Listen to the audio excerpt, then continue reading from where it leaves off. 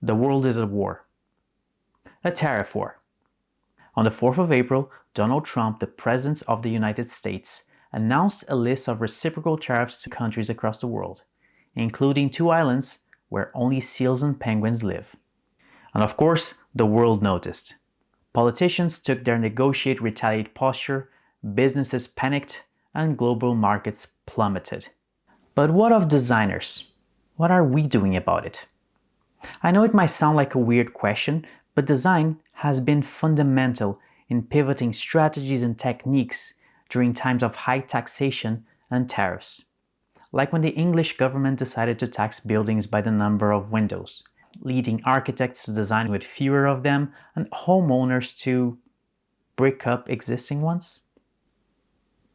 So welcome back to the Design Quickie, where I give you some personal insight into design for brands in a time-efficient way.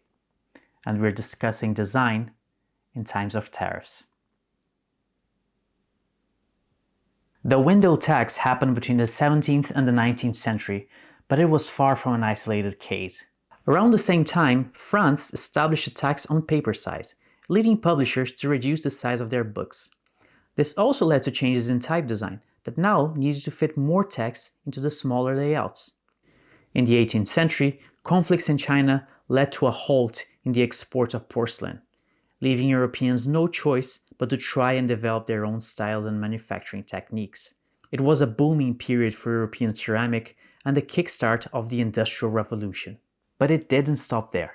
In the first half of the 20th century, the Art Deco style celebrated opulence with expensive materials and crafting processes. But after World War I, import tariffs forced the designers to adopt cheaper alternatives. At the same time, in the Republic of Weimar, the Bauhaus style began to use common industrial materials to dodge the protectionist policies of the time.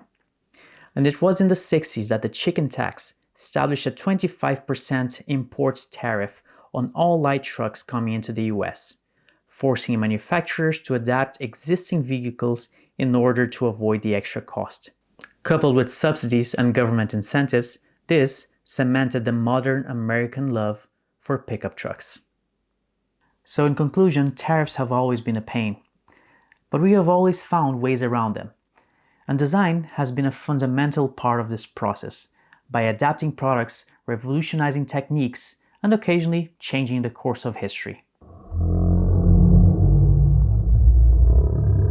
So yeah, of course, while I was editing this video, things changed. Trump decided to pause the tariffs for 90 days, except for China, of course. And yeah, I have no idea what's going on anymore. Some people are calling it mismanagement, others stupidity, and some others pure market manipulation. Is there any precedent for design in these cases?